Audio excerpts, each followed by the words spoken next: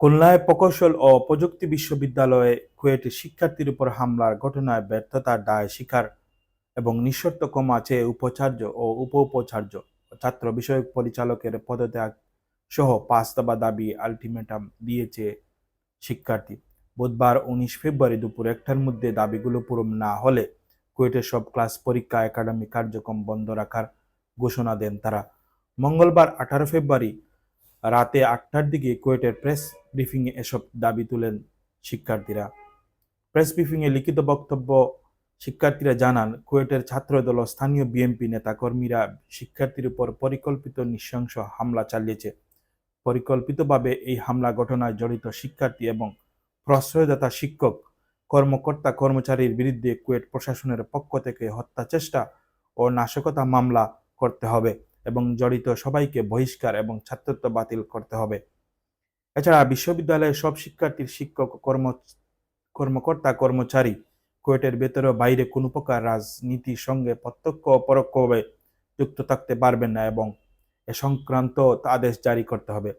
এর ব্যত্যয় ঘটলে আজীবন বহিষ্কার এবং শিক্ষার্থীদের জন্য ছাত্রত্ব বাতিল করতে হবে।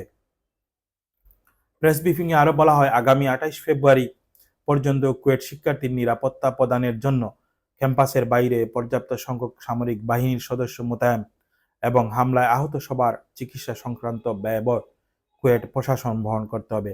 কুয়েটের শিক্ষার্থীর সঙ্গে কথা বলে জানা গেছে, গত কয়েকদিন ধরে সামাজিক যোগাযোগ মাধ্যমে কুয়েটের শিক্ষার্থীর বিভিন্ন গ্রুপে ছাত্রদলের কর্মী গঠন করার প্রক্রিয়া নিয়ে আলোচনা চলছিল।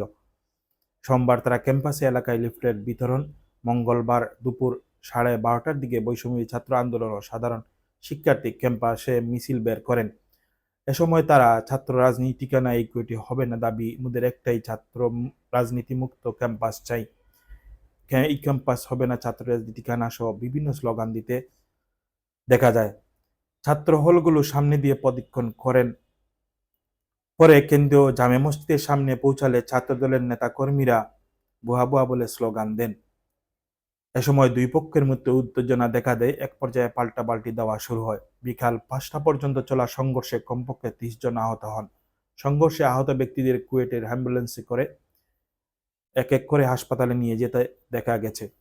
সন্ধ্যার পর অ্যাম্বুলেন্স করে আহত শিক্ষার্থীর হাসপাতালে নিতে আরও দেখা গেছে।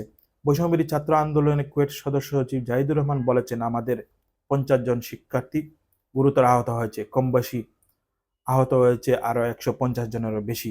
বৈষম্যবিরোধী ছাত্র আন্দোলন খুলনা জেলা কমিটির মুখপাত্র মিরাজুল ইসলাম ইমন বলেন, বিনা উস্কানিতে ছাত্রদলের কর্মীরা ছাত্রদের রক্ত জড়িয়েছে। তারা কুয়েট সদস্য সচিব জাহিদ ভাইকে রামদা দিয়ে ১০টা-১৫টা কূপ দিয়েছে। জেলা আহ্বায়ক তাসনিম ও সিনিয়র যুগ্ম সদস্য সচিব রাতুলের পা ইট দিয়ে থেতলে দিয়েছে। অসংখ্য ছাত্র আহত হয়েছেন। তবে খুলনা মহানগর ছাত্রদলের সাবেক আহ্বায়ক ইশতিয়াক আহমদ ইশতি দাবি করেন, ছাত্র শিবির সাধারণ শিক্ষার্থীর উপর হামলা চালাতে গেলে ছাত্রদল নেতাকর্মী তাদের বাধা দেন, পরে তাদের সঙ্গে পাল্টাপাল্টি দেওয়া হয়েছে। মহানগর ছাত্র শিবিরের সভাপতি আরাফাত হোসেন মিলন বলেন, কুয়াকাটার ঘটনার সঙ্গে ছাত্র শিবিরের কোনো সম্পৃক্ততা নেই।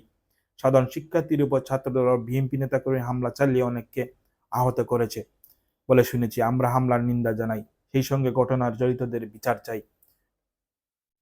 খান জাহান আলী থানার ভারপ্রাপ্ত কর্মকর্তা ওসি মোহাম্মদ কবির হোসেন বলেন, সংঘর্ষের পর ঘটনাস্থল থেকে ৫ জনকে আটক করা হয়েছে। সেনাবাহিনী, নৌবাহিনী, পুলিশ ও র্যাব পরিস্থিতি নিয়ন্ত্রণে কাজ করছে। উল্লেখ্য, গত ১১ আগস্ট সিন্ডিকেট সভায় খুলনা প্রকৌশল ও প্রযুক্তি বিশ্ববিদ্যালয়ের শিক্ষার্থী, শিক্ষক, কর্মকর্তা, কর্মচারীদের রাজনীতি নিষিদ্ধ ঘোষণা করা হয়।